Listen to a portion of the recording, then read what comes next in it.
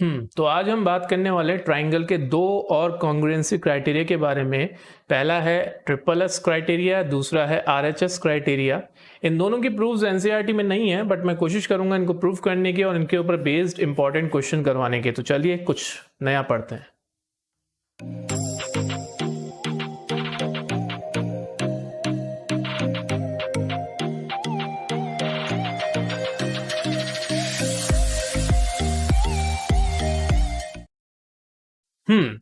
So first हमारा criteria होता है ट्रिपल एस कॉन्ग्रुएंसी रूल। इसके अकॉर्डिंग अगर किसी एक ट्राइंगल की ऑल थ्री साइड्स दूसरे ट्राइंगल की ऑल थ्री साइड्स के इक्वल हैं तो दोनों ट्राइंगल एक दूसरे के कॉन्ग्रुएंट है।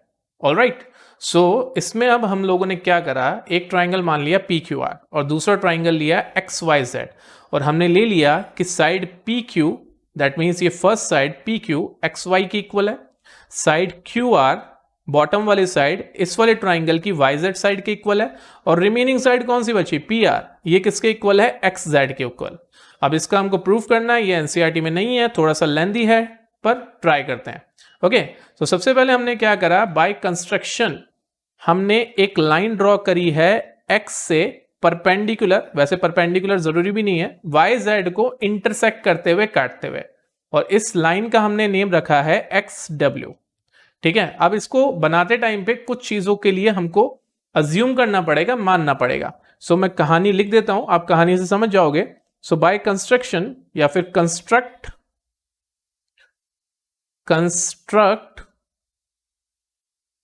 एक्स डब्ल्यू, ये लाइन मेरी एक्स डब्ल्यू है, इंटरसेक्टिंग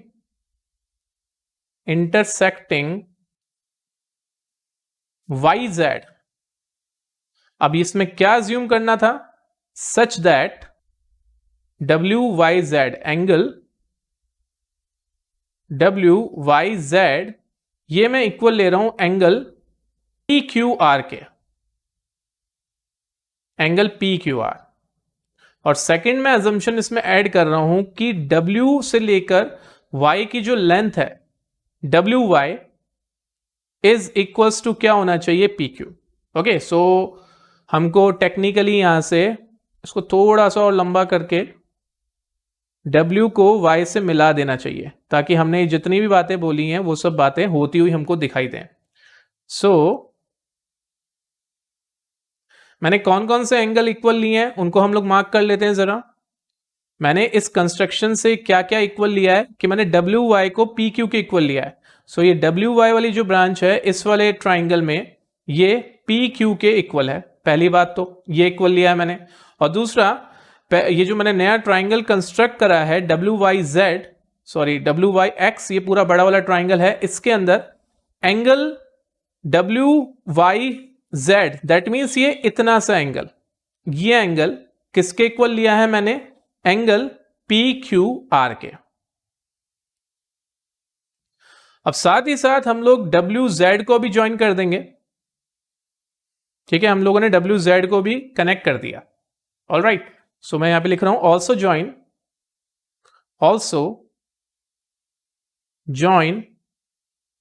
WZ। ऑलराइट, अब हम लोग आ रहे हैं triangle PQR and triangle WYZ में। इन triangle PQR and triangle WYZ, अब देखो इसमें लॉजिक ये है कि अपने को साइड्स तो इक्वल दे रखी थी इन दो ट्राइंगल्स की, तीनों साइड्स इक्वल थी, पर एक भी एंगल इक्वल नहीं था। तो हम लोग कोशिश यही कर रहे हैं किसी भी एक एंगल को इक्वल बना दें, और उसके लिए सारी मेहनत करी जा रही है। बस अब उसको हम लोग डायरेक्टली नहीं कर सकते, इसलिए हम थोड़ा सा घुमा के ला रहे हैं क्वेश्चन को, समझ गए। सो अब ट्राइंगल PQR एंड WYZ में आप देखेंगे मैंने अभी अभी PQ को WY के इक्वल लिया है, that was by construction. Secondly मैंने एक एक एंगल भी इक्वल लिया था, एंगल PQR जो था वो एंगल WYZ के इक्वल मैंने बनाया था। ठीक है, that is also by construction. और थर्ड, कुछ दे रखा है अपने को, क्या इन दोनों ट्राइंगल्स में कोई चीज इक्वल दे रखी है, देखो ये साइड YZ ये साइड QR के ऑलरेडी इक्वल है, ये लिखा हुआ मैंने QR is equal to YZ, ये अपने को गिवन था।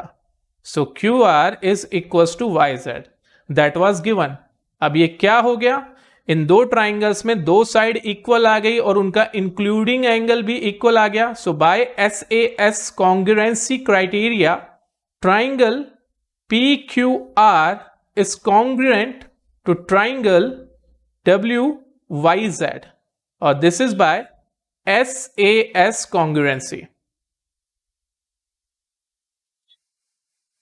अब इन दो ट्राइंगल्स में बाय सीपीसीटी क्या मैं एंगल W को एंगल P के इक्वल ले सकता हूं, क्योंकि इसकी मुझे जरूरत पड़ने वाली है। तो इन दोनों ट्राइंगल में एक एक एंगल मेरा इक्वल आ गया एंगल W, ये वाला एंगल जो आप देख रहे हैं ये किसके इक्वल आ गया है, एंगल P के। ठीक है, तो इनका मैं कलर चेंज कर देता हूं ताकि अपने को पता रहे कौन सा किसका कॉरस्पॉन्डिंग एंगल बन रहा है, ये W एंड ये P, W and P। Alright, और इसी को ही मैंने इक्वेशन नंबर 1 भी नाम दे दिया, क्योंकि ये मेरे बाद में काम आने वाली चीज है। अब हम लोग बात कर रहे हैं इस वाले ट्राइंगल की, ट्राइंगल एक्स वाई डब्ल्यू। ठीक है, in triangle X Y W. अब देखना,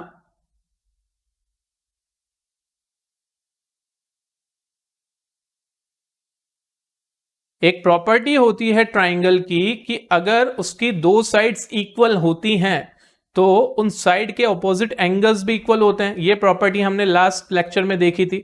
सो अब अगर मैं देखूं हम लोगों को क्या गिवन था,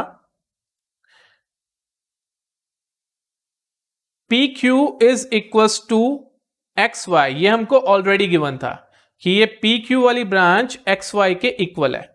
और अभी अभी हमने ऊपर ये भी पढ़ा था, बाय कंस्ट्रक्शन हम लोगों ने खुद ने करा था कि डब्ल्यू वाई को हमने पी क्यू के इक्वल लिया था, मतलब ये वाली ब्रांच पी क्यू के इक्वल थी। सो ये दोनों ब्रांचेस जब पी क्यू के इक्वल हैं तो क्या मैं ऐसे नहीं लिख सकता कि एक्स वाई ब्रांच और डब्ल्यू वाई ब्रांच एक दूसरे के इक्वल है, मतलब इस ट्राइंगल में ये दोनों साइड्स आपस में एक दूसरे के इक्वल हैं। ये तो क्लियर है। अब हम लोगों ने क्राइटेरिया पढ़ा हुआ है, ट्राइंगल के अंदर एक प्रॉपर्टी होती है कि जब दो साइड्स किसी ट्राइंगल की इक्वल होती हैं, वैसे तो ऐसा ट्राइंगल आइसोसेलेस ट्राइंगल कहलाता है, तो उन साइड्स के ऑपोजिट वाले एंगल्स भी आपस में इक्वल होते हैं। तो मैंने जिन दो एंगल्स को एंगल 1 एंड एंगल 2 मार्क करा है, ये दोनों भी आपस में इक्वल होंगे। तो यहां से मुझे एक कंक्लूजन क्या निकल गया, that angle 1 is equal to angle 2। और ये किसकी वजह से निकल रहा है, angles opposite to equal side.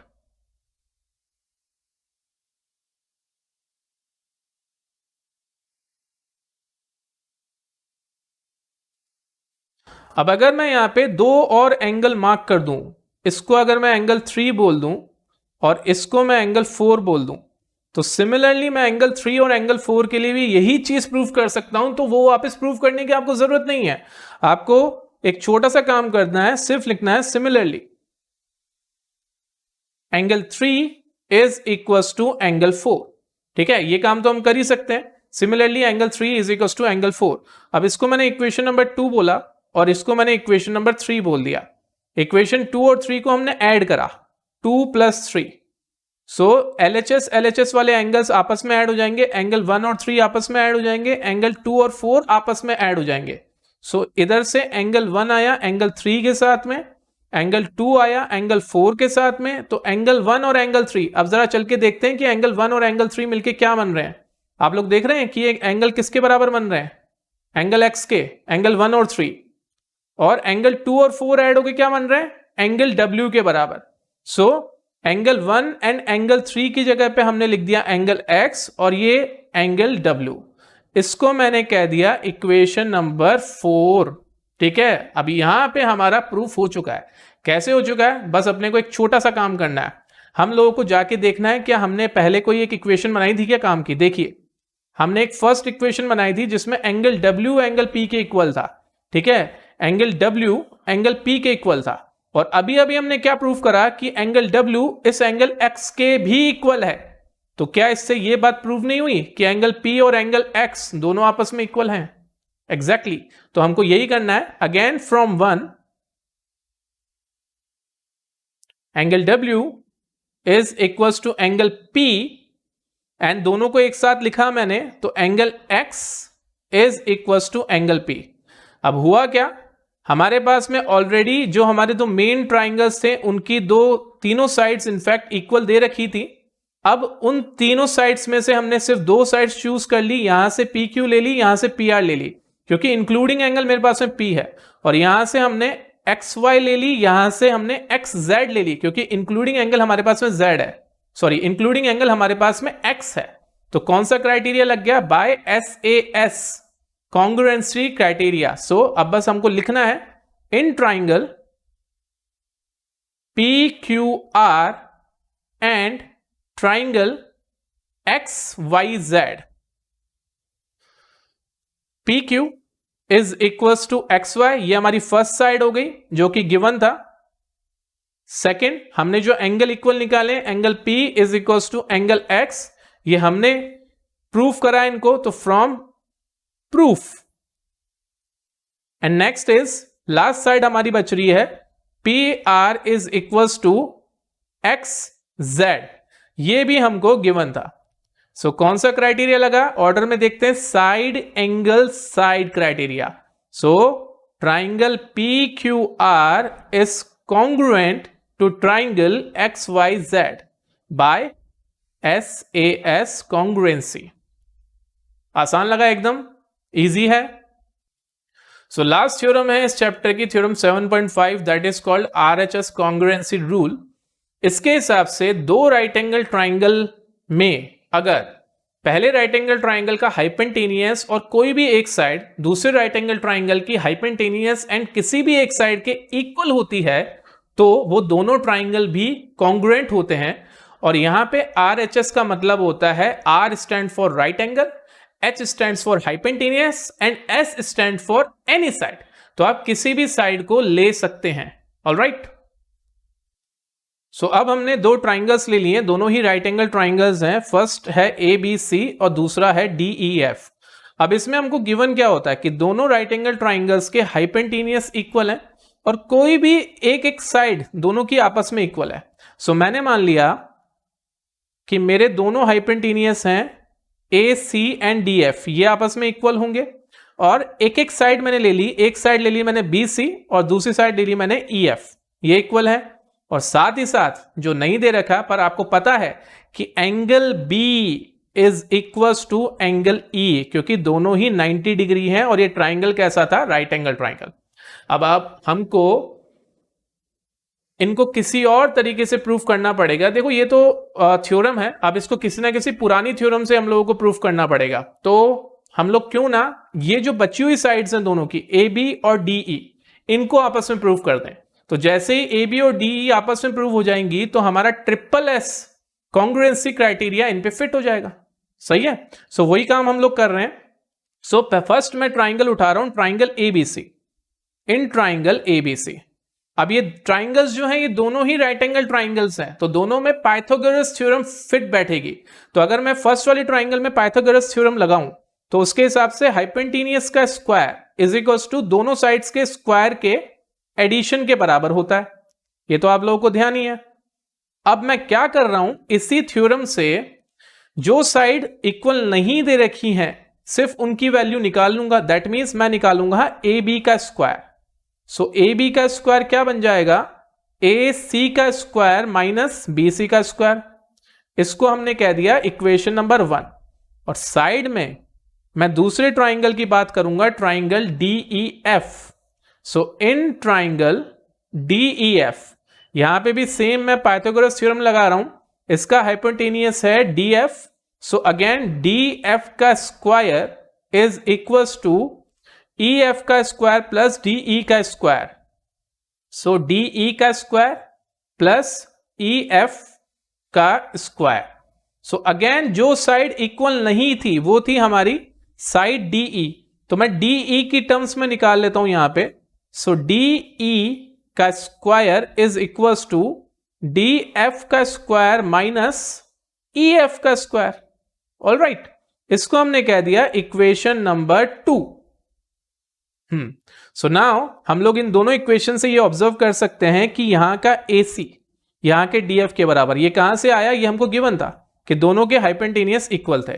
अब इक्वल हाइपोटेन्यूज में से दोनों की इक्वल साइड्स BC और EF, यहां का BC यहां का EF, दोनों के हाइपोटेन्यूज जो कि इक्वल हैं ऑलरेडी, उनके स्क्वायर्स में से दोनों की इक्वल साइड्स के स्क्वायर को जब सब्ट्रैक्ट करेंगे तो जो रिमेनिंग पोर्शन बचेगा वो भी तो आपस में इक्वल होगा. So simple, from 1 and 2 it is clear that square of AB is equals to square of DE. And what is the reason behind it? इसका रीजन यही है that AC is equals to DF, AC is equals to DF and BC is equals to EF, जो कि हमको given है. सो देखिए, जब दो चीजों का स्क्वायर इक्वल है तो दोनों चीजें भी तो आपस में इक्वल होंगी. तो AB is equals to D आ गया हमारे पास में. अब ये AB और D हमारी ये तीसरी साइड्स भी आपस में इक्वल हो गई. तो ट्राइंगल की जब ऑल थ्री साइड्स दूसरे ट्राइंगल की ऑल थ्री साइड्स के इक्वल होती हैं तो वो कॉन्ग्रुएंट होते हैं. ये हमने अभी अभी SSS कॉन्ग्रुएंसी क्राइटेरिया के अंदर पढ़ा. सो triangle ABC is congruent to triangle DEF. और किसकी वजह से हुआ ये? by SSS congruency criteria. एकदम आसान. तो अब हम एक एग्जाम्पल देखने वाले हैं इसी के ऊपर based. AB is a line segment. AB एक लाइन सेगमेंट है. P and Q are the points on the opposite side of AB. तो AB में P ऊपर की तरफ है, Q नीचे की तरफ है. such that each of them is equidistant from the point A and B. और यहां पे P और Q जो हैं वो इक्विडिस्टेंट पे हैं A और B से. तो इसका मतलब क्या हुआ कि P की डिस्टेंस A से और P की डिस्टेंस B से इक्वल है. That means PA is equals to PB. Similarly PA is equals to PB. Similarly QA is equals to QB. ये हमको अभी तक गिवन है. अभी तक मैंने जितना क्वेश्चन पढ़ा उसमें से ये गिवन है. Okay, show that the line PQ is perpendicular bisector of AB. हमको ये शो करना है कि लाइन PQ जो है वो perpendicular bisector of line AB है. मतलब AB लाइन को ये परपेंडिकुलरली बाइसेक्ट भी कर रही है. तो दैट मीन्स हमको दो चीजें प्रूव करनी है यहां पे. That is AC, to prove AC is equals to CB. और यहां से कोई भी एक एंगल उठा लो, जैसे angle PCA. Angle PCA is equals to angle PCB. और ये दोनों ही अपने को कितना दे रखे हैं, मतलब कितना निकालने हैं? 90 डिग्री. ऑलराइट. सो अब इसको हम कैसे कर सकते हैं? हम लोग दो ट्राइंगल्स चूज कर रहे हैं, triangle PAQ and triangle PBQ. क्योंकि इन दोनों ट्राइंगल्स में मुझे दो साइड्स तो ऑलरेडी इक्वल दे रखी हैं और PQ वाली साइड मुझे वैसे ही कॉमन दिखाई दे रही है. So in triangles PAQ and triangle PBQ. अब ये सामने ही मुझे चीजें दिखाई दे रही हैं. That PA is equals to PB, QA is equals to QB and इनके बीच में एक कॉमन साइड है. ठीक है, देखो यहां का PA PB के इक्वल, यहां का QA यहां के QB के इक्वल, और कॉमन साइड क्या है? PQ is equals to PQ which is common in both the triangles. और ये दोनों चीजें हमको गिवन थी. तो ये भी साइड है, ये भी साइड है, ये भी साइड है. कौन सा क्राइटेरिया लगा? SSS criteria. So by SSS, triangle PAQ is congruent. Triangle PAQ is congruent to triangle PBQ. तो हमारा एक काम हुआ है यहां पे, मैंने दोनों ट्राइंगल्स को अभी तक कॉन्ग्रुएंट प्रूफ कर दिया. ठीक है, बट वो काम नहीं हुआ है कि show that PQ is the perpendicular bisector of AB. तो वो काम हम कैसे करेंगे? तो हम ये अब काम कैसे करेंगे? हम लोग दो ट्राइंगल्स चूज करेंगे. ठीक है, triangle APC and triangle BPC. अब इन दोनों ट्राइंगल्स में अगर आप देखो तो AP एंड BP हमको कॉमन गिवन है, साइड PC कॉमन है, और ये जो एंगल हैं ये इक्वल आ चुके हैं किससे? पिछले वाले प्रूफ के CPCT से, जो कि मैं अब लिख देता हूं. कि एंगल, कलर चेंज कर लिया जाए लिखने के लिए, that angle APC is equal to angle BPC. APC is equal to angle BPC, और ये किससे हुआ है? CPCT से. आसान. अब हम लोग उन दो ट्राइंगल्स की बात करते हैं जो मैंने अभी अभी चूज करे हैं, triangle APC and triangle BPC. So in triangles APC and triangle BPC, first thing जो हमको गिवन है, side AP is equal to side BP. So AP is equal to BP. Second, हमने जो प्रीवियस प्रूफ से करा है, angle APC is equal to angle BPC, और यहां पे लिख दो बाय प्रूफ. और लास्ट, इन दोनों के बीच में एक कॉमन ब्रांच है, that is PC. So PC is equal to PC. This is the common side. So कौन सा क्राइटेरिया लगा? Side angle side. सो ये दोनों ट्राइंगल जो हैं, triangle APC is congruent to triangle BPC. अब इसका क्या फायदा हुआ कि इन दोनों ट्राइंगल के भी कॉरस्पॉन्डिंग जो पार्ट्स होंगे वो हमारे लिए इक्वल आ जाएंगे. अब इनके कॉरस्पॉन्डिंग पार्ट्स की बात करते हैं. मेरे को इंटरेस्ट है इन दो एंगल्स में, angle ACP and angle BCP. अब ये दोनों एंगल बाय CPCT इक्वल आ जाएंगे. ठीक है, मैं पुराना वाला हाईलाइट हटा रहा हूं ताकि ये दिखाई दे जाए. Angle ACP and angle BCP आपस में इक्वल हो जाएंगे. So angle ACP is equal to angle BCP, और मैंने टेम्परेरी दोनों को x बोल दिया. ऑलराइट, इसको मैं इक्वेशन नंबर 1 भी कह रहा हूं क्योंकि मुझे पता है ये मेरे काम में आने वाली है. और ये कहां से हुआ है? By CPCT. अब जरा वापस हम आते हैं. क्या लाइन AB एक स्ट्रेट लाइन थी? ये AB एक स्ट्रेट लाइन थी, और स्ट्रेट लाइन के ऊपर कहीं पे भी जो एंगल बनता है वो कितना होता है? 180 डिग्री. तो क्या इन दो एंगल्स का एडिशन, एंगल ACP और एंगल BCP, इन दोनों का एडिशन 180 डिग्री होगा?